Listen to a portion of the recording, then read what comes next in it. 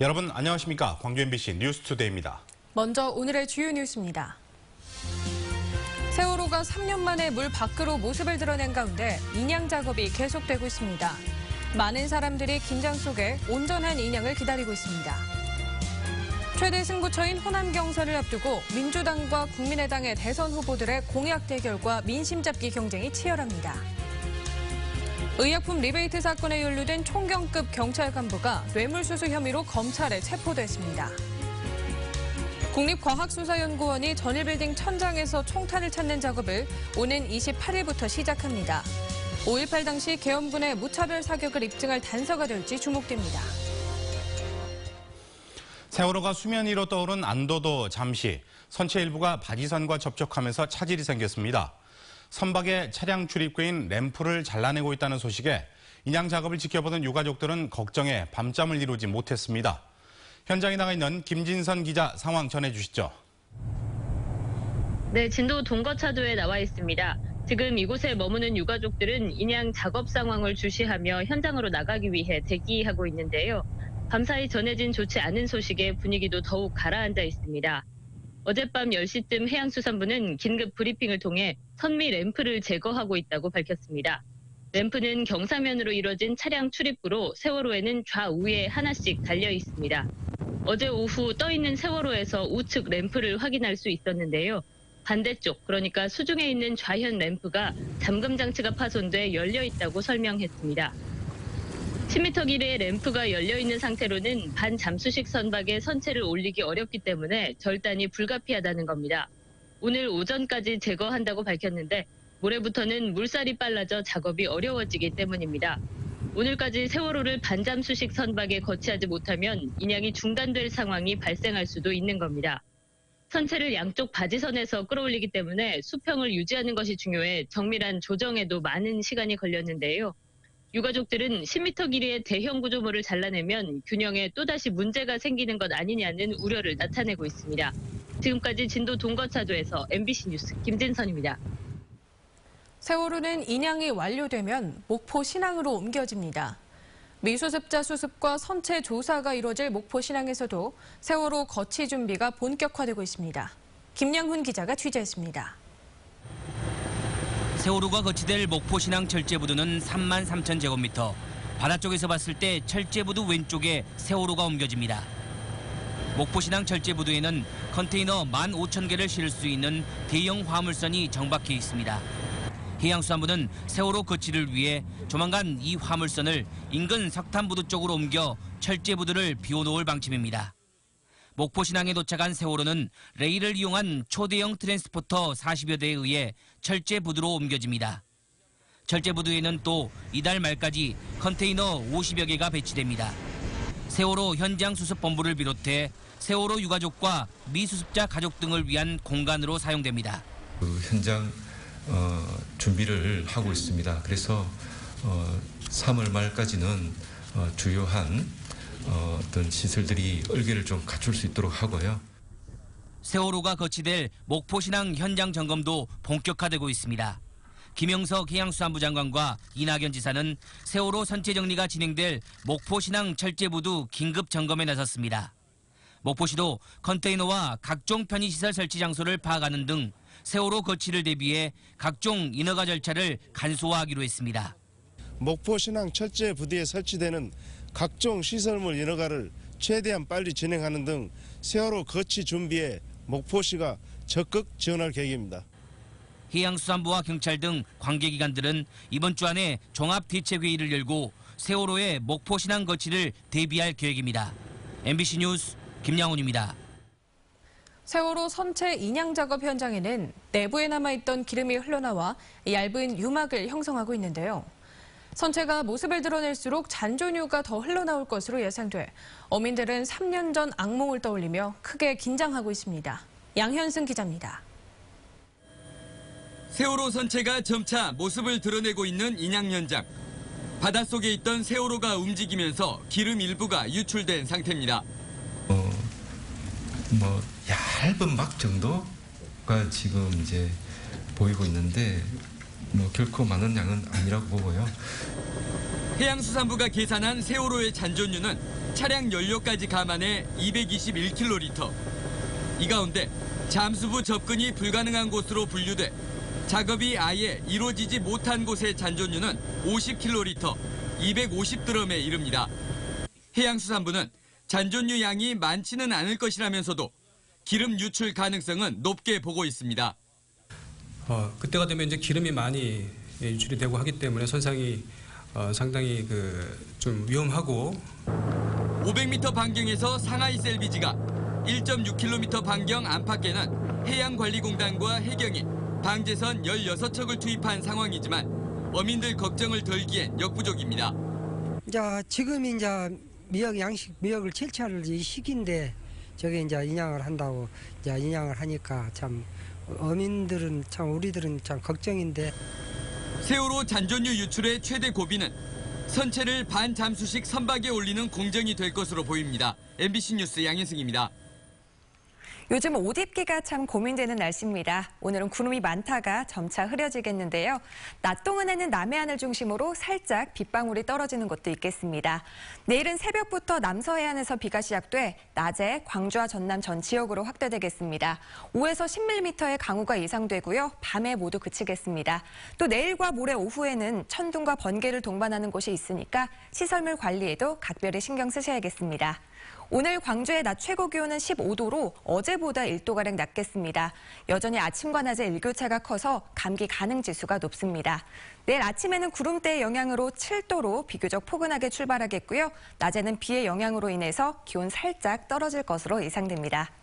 현재 기온 보시면 영광이 영하 0.1도, 화순이 영하 0.8도로 일부 지역에서는 영하권에서 출발하고 있습니다. 낮 기온은 14도 안팎까지 오르겠습니다. 대부분 지역 어제보다는 1도에서 2도가량 낮을 것으로 보입니다. 곡성과 구례가 14도, 보성이 13도로 예상됩니다. 날씨였습니다. 민주당과 국민의당 대선 주자들이 호남으로 총출동했습니다. 주말부터 시작되는 경선과 ARS 투표를 앞두고 모든 역량을 호남에 집중하고 있습니다. 윤근수 기자입니다. 사람이 모이는 곳에 대선 주자들도 모였습니다. 행사장으로, 시장과 공장으로, 그리고 진도 팽목항으로. 호남의 마음을 얻기 위해서 후보들이 동분서주했습니다. 호남교가 호남을 새로운 대한민국 경제 중심으로 만들겠습니다. 이런 말씀을 드립니다. 민주당 문재인 후보는 전북에서, 국민의당 안철수 후보는 전남에서 각각 지역 공약을 발표했습니다. 저는 20년 먹고 살 수 있는 미래 먹거리, 미래 일자리를 만들겠다는 다짐을 이 자리에서 합니다. 국민의당 박주선 후보는 호남 대통령으로 자존심을 세우자며 지지를 호소했습니다. 그나마 서름 속에 한숨 속에 살아온 호남이 길을 펼 수가 있다. 저는 그렇게 생각하는데 동의하십니까? 25일부터 ARS 투표를 시작하는 민주당과 25일 광주 전남에서 첫 경선을 치르는 국민의당. 승부의 시작인 동시에 사실상의 결승전이 될 수도 있는 호남 경선에 후보들이 조직과 역량을 쏟아붓고 있습니다. MBC 뉴스 윤문수입니다. 민주당 경선 후보들이 이번 주말과 휴일 열리는 호남권 대규모 경선 투표를 앞두고 지역 공약을 잇따라 내놓고 있습니다. 후보별로 차이가 있습니다. 김철원 기자가 비교해서 정리해드리겠습니다. 민주당 이재명, 문재인, 안희정 후보가 제시하는 광주 전남 지역 공약은 대개 비슷비슷합니다. 5.18 집단 발포의 진실을 찾고 지역 경제를 살리겠다는 것. 그리고 끈질긴 호남 차별을 철폐하겠다는 겁니다. 하지만 후보별 의제별로 보면 개성과 온도차도 느껴집니다. 이재명 후보는 정의와 공정을 내세우는 캐릭터가 공약에서도 드러납니다. 박근혜 전 대통령 사면 금지를 약속한다든가 광주 학살 세력과 연정할 일은 없다며 선명성을 부각하면서 지역 민심을 파고들고 있습니다. 사면하지 말자는 약속을 하자라는 제안에도 다른 후보들은 다 거절했습니다. 표가 좀 손실이 되더라도 정의와 근본, 기본에 관한 이야기는 계속해야 된다. 문재인 후보의 지역 공약은 광주 전남 지역의 반문 정서를 의식한 듯 공들인 흔적이 엿보입니다. 후보가 직접 나서 지역 공약 발표를 한 데 이어 전문가들로 꾸린 선거 캠프가 지역 맞춤형 공약들을 잇따라 내놓고 있습니다. 에너지 밸리와 또 친환경 자동차, 이것은 사실 미래의 새로운 산업 아닙니까? 그것을 꼭 성공시키겠다는 것이 문재인 후보의 공약입니다. 안희정 후보는 어느 지역에도 호환이 가능한 지방분권 강화 공약을 소신의 이름으로 강조하고 있습니다. 자신이 집권하면 지방정부의 권한과 예산을 대폭 넘기겠다며 그렇게 되면 지방이 더 이상 서울이나 중앙에 예속되는 일은 없을 거라는 겁니다. 한양 중심으로 임금님 중심으로 이룩되었던 대한민국의 국가운영 체제를 바꿉시다. 그것이 바로 새로운 시대를 향하는 우리의 전진입니다. 그래야만 대한민국이 앞으로 나아갈 수 있습니다. 내일과 모레 호남권 승부를 가를 ARS 경선 투표를 앞두고 있는 민주당 후보들의 지역 공약은 오늘 낮 광주 목포 여수 MBC에서 생방송으로 진행되는 TV 토론으로 확인할 수 있습니다. MBC 뉴스 김철원입니다.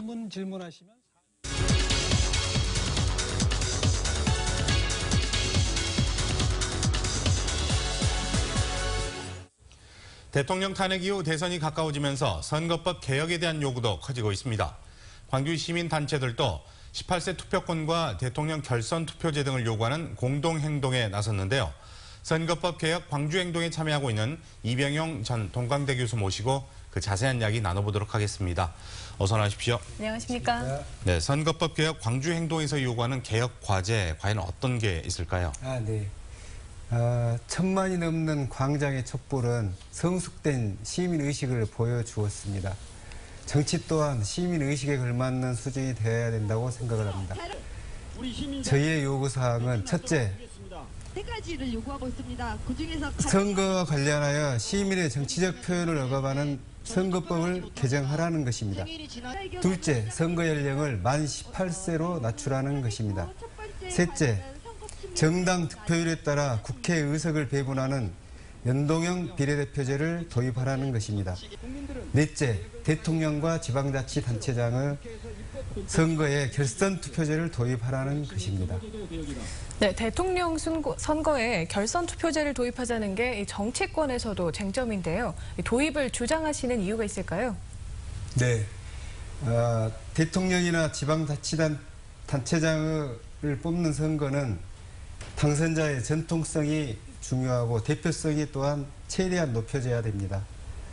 그러나 현행 선거법은 다수 득표자를 뽑기 때문에 투표율이 낮을 경우 전체 유권자의 과반수에 미치지 못하는 것은 물론이고, 예를 들어 투표율이 70%의 경우 40% 득표를 했다 하더라도 전체 유권자의 30%도 안 되는 득표율을 가지고 당선이 되게 됩니다.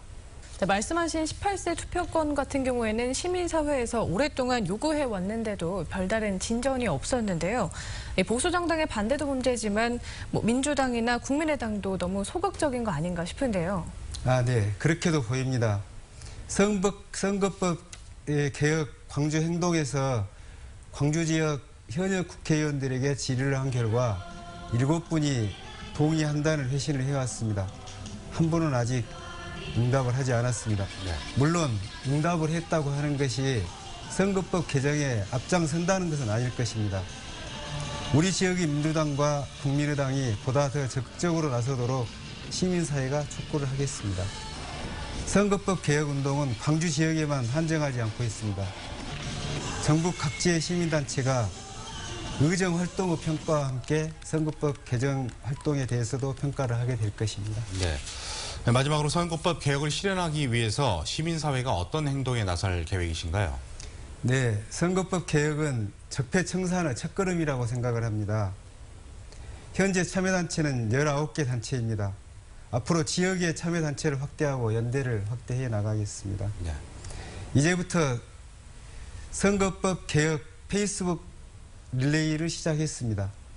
모든 시민들께 선거법 개정의 필요성을 홍보하기 위한 전략입니다. 홍보 전단과 홍보 판넬을 제작해서 거리 홍보도 할 계획입니다. 뿐만 아니라 선거법 개혁 홍보를 위해서 선거법 교육을 하고 선거법 개혁 홍보단을 꾸릴 예정입니다. 네, 좋은 방향으로 또 선거법 개혁도 방향이 설정이 됐으면 하는 바람이 듭니다. 오늘 나와주셔서 감사합니다. 고맙습니다. 네, 감사합니다. 의료계 불법 리베이트 사건에 연루된 경찰 고위 간부에 대해 검찰이 어젯밤 구속영장을 청구했습니다. 의약품 도매업자로부터 뇌물을 받은 혐의인데 정작 앞서 이뤄진 경찰 조사에서는 무혐의 처분을 받았습니다. 보도에 문형철 기자입니다. 광양경찰서장 48살 서모 총경에 대해 검찰이 어젯밤 뇌물수수 혐의로 구속영장을 청구했습니다. 광주지방검찰청 특수부는 그제 저녁 광주의 한 식당에서 서 총경을 체포해 조사를 벌였습니다. 서 총경은 지난해 의료계 불법 리베이트 사건을 수사하는 과정에서 수사 편의를 제공하는 대가로 의약품 도매업자 A씨로부터 수백만 원을 받은 혐의를 받고 있습니다. 당시 서 총경은 광주지방경찰청에서 수사과장을 맡고 있었습니다. 지난해 12월 광양경찰서장으로 자리를 옮긴 서 총경은 취임 석 달 만에 대기 발령됐습니다. 저희들도 지금 내용은 잘 지금 모르고 있습니다. 새로 바뀐다는 공문만 받았습니다. 뭐 구체적인 사연은 없고요. 앞서 해당 사건을 수사한 광주지방경찰청은 의약품 납품을 대가로 불법 리베이트를 받은 병원장 등을 지난달 기소 의견으로 검찰에 송치했습니다. 당시 서 총경은 사건의 핵심 인물인 A씨와 부적절한 자리를 가져 수사선상에 올랐지만 경찰은 대가성이 드러나지 않았다며 무혐의 처분했습니다. 하지만 사건을 넘겨받은 검찰은 추가 조사를 벌여 서 총경의 뇌물수수 혐의를 포착한 것으로 알려졌습니다. 서 총경의 구속 여부는 오늘 결정될 예정입니다. MBC 뉴스 문형철입니다. 국립과학수사연구원이 오는 28일부터 전일빌딩에서 탄환 발굴 작업에 나섭니다. 광주시는 오는 28일부터 사흘간 국과수가 전일빌딩 10층에서 탄환 발굴 작업을 진행하고 건물 뒤쪽 외벽 부분에 대해서도 추가로 총탄 흔적을 조사한다고 밝혔습니다. 특히 10층 천장에 남아있을 것으로 추정되는 총탄이 발굴되면 5.18 당시 계엄군의 헬기 사격과 기관총 사용 여부 등을 밝히는 중요한 단서가 될 것으로 보고 있습니다. 허위로 병원에 입퇴원한 것처럼 꾸며 요양급여비를 가로챈 병원 관계자와 허위 환자들이 무더기로 적발됐습니다. 광주 서부경찰서는 지난해 2월부터 6개월 동안 브로커를 통해 환자를 모집한 뒤 입원 치료를 받은 것처럼 허위로 입퇴원 확인서를 발급하는 수법으로 3억 원 상당의 요양급여비 등을 가로챈 혐의로 병원장 32살 A씨 등 3명을 구속하고 허위 입원 환자 등 138명을 불구속 입건했습니다. A 병원장은 실제 병상의 2배에 달하는 60명까지 입원한 것처럼 꾸며 요양급여비를 가로챈 것으로 드러났습니다.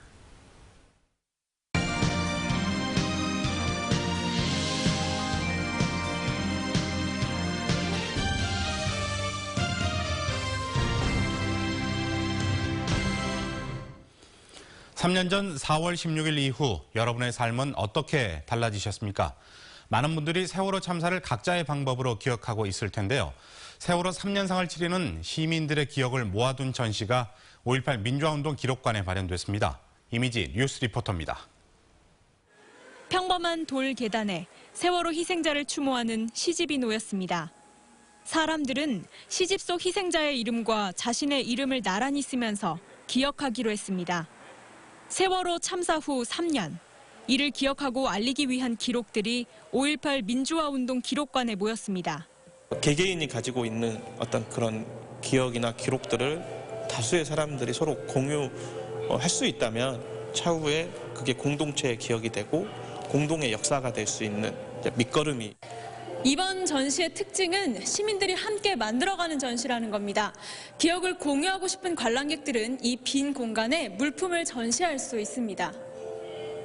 또 피해자들에게 위로의 편지를 보내거나 참사 당일에 겪었던 개인의 심경, 경험들을 다른 시민들과 공유할 수 있습니다.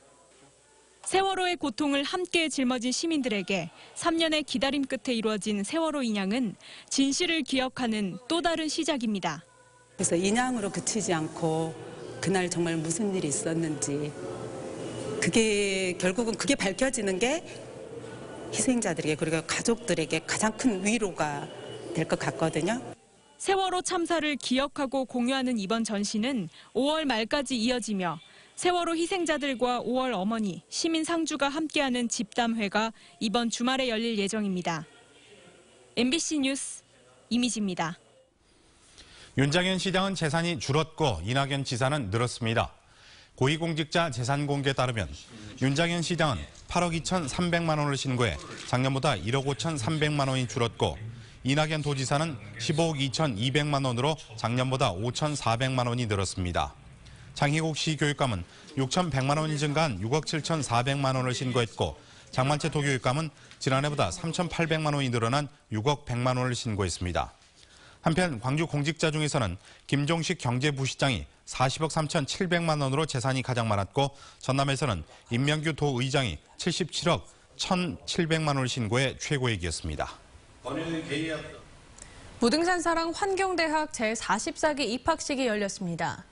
무등산 보호단체 협의회와 광주문화방송 등이 함께하는 무등산사랑 환경대학은 지난 1994년 교육을 시작한 이래 2,900명이 넘는 환경 파수꾼을 배출하는 등 무등산과 지역 환경 보호를 위한 천병 역할을 수행하고 있습니다. 원로서예가 취정 임춘식 작가 개인전이 국립아시아문화전당에서 열리고 있습니다. 광주시 예술문화단체 총연합회와 문화전당이 후원한 이번 전시에서 임춘식 작가는 시와 글씨, 그림이 어우러진 70여 점의 작품을 선보이고 있습니다. 전통과 현대의 공존을 추구하는 임춘식 작가는 조형미가 두드러진 특유의 서체를 통해 어울림의 미학을 창조하고 있다는 평가를 받고 있습니다.